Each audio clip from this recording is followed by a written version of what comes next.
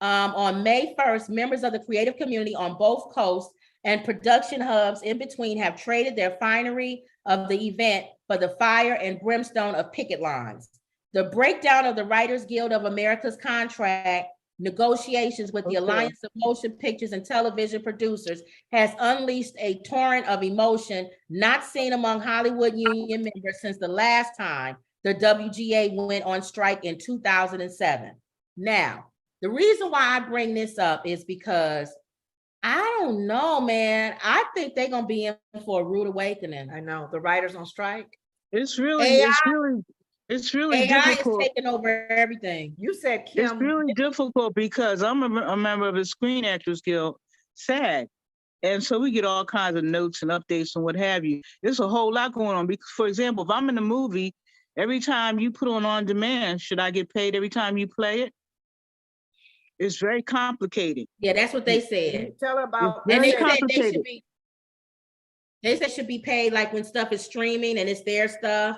Like you just said, on demand as an actor, and you paid me one time, but yet you doing this in 15 million different kind of streams, and I'm not getting paid for that. And it's deep because I've had parts in movies, and it'd be a year later, and I'm still getting royalty checks. Yeah, but I only get it for how many times they played it on that specific show. They don't give it to me for every time somebody hits rewind and plays it again. So it's a touchy subject. So that's why I was saying Kim Whitley was on the Breakfast Club. Okay. And she was talking about for her thing, she wanted to do a script. And she said she just went to AI because she wanted to see if it could do it. And she said, write me a script. She gave it the information. And she said, in the voice of a 45-year-old Black woman. And it gave her a script that would have been written by a 45-year-old Black woman on the topic, on the theme, everything that she wanted. And it was a good script. So my thing is, this is a touchy situation for the writers because AI is taking over. And they could easily replace them with AIs. Yeah, they could. Because AI could pick up AI would pick up the same information that they use to do the writing. And they would come up with a script or whatever they do in their writing a TV show. And AI can do it as well. And you can put a writer's name and some of their scripts, and you can feed the computer some of the writer's scripts. Like let's say Abbott Elementary. They feed the computer all of the Abbott Elementary scripts from the beginning. And then they say, we need a new script written in this same kind of writing pattern.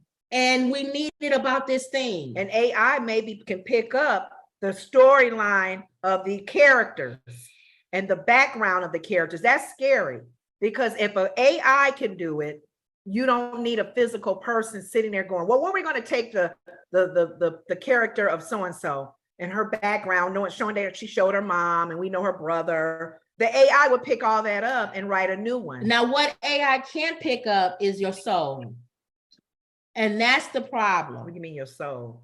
You know how you can write something, because I've written, and although you may normally write something a certain kind of way, Wendy, you would know this because you write, whatever could be going on in your life, or you could have watched something out on news or something, it can influence the way you write that day. Or you might be absolutely. I just had a friend, his girlfriend of many years, the mother of his two children, passed away suddenly. Well, not suddenly, she had cancer for a year and a half. So I lost my train of thought when the dog went by. What were you just talking about? About AI writing. Oh, yeah. So anyway, so we're talking about writing. So he's a writer. So after she passed away, which was just Saturday, he finds out his son, these young people in these drugs, he had took some meth back in October, and he's been in a coma ever since. The day she died, the hospital called and said, well, do you want us to pull blood? He's not going to make it.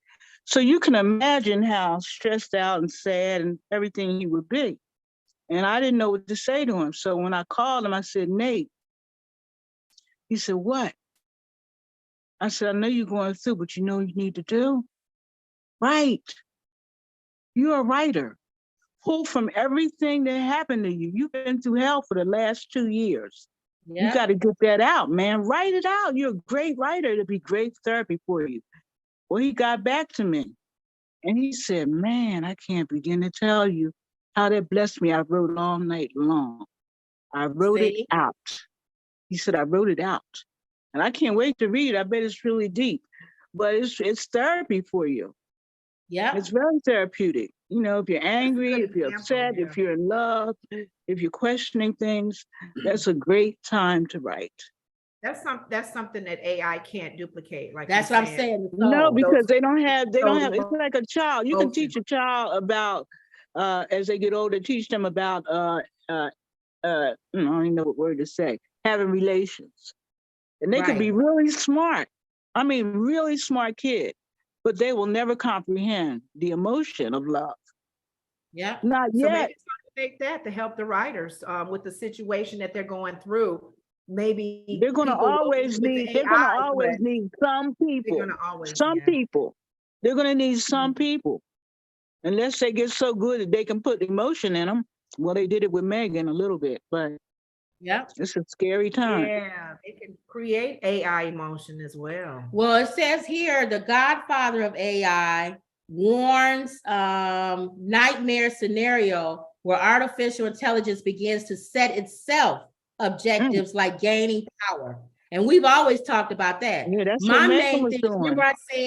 remember I said a robot, if you tune a robot to say anything that will destroy this planet, get rid of it. We don't want anything that will hurt this planet or destroy this planet. Right. It's And gonna remember take when I time for the told computer to you, say, remember when I humans. told you that Megan was singing?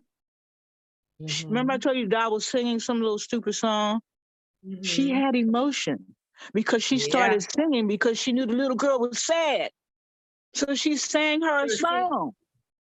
she had that emotion stored in her to use Yes. it at, because our Yeah. emotions When at she saw a certain little girl times. was going through, her mind said, sing a song. And she sang some little stupid song to calm her Yep. down and help her.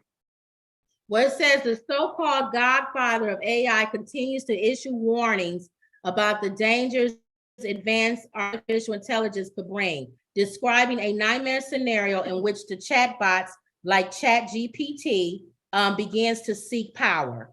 So I don't know. I think we can always make a big It thing begins about to it, seek but power. it's coming, y'all, whether we want It it to or begins to not. seek power. Wow. He's saying it may begin to seek Wow. power.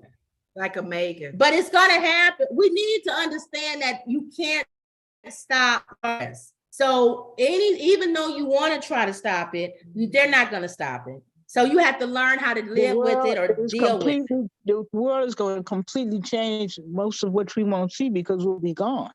But I can Yeah. remember being in elementary school and looking at the Flintstones on for something, and the teacher told us, she said, one day that's going to happen. You're going to be able to see people when you talk to them. We was like, get out of here. And now you can do it. Yep. And not only that, cars driving themselves. I would not trust that car. Hologram. Yep. Well, look at so that's the AI thing. So let's continue to keep an eye out. We got so many things we got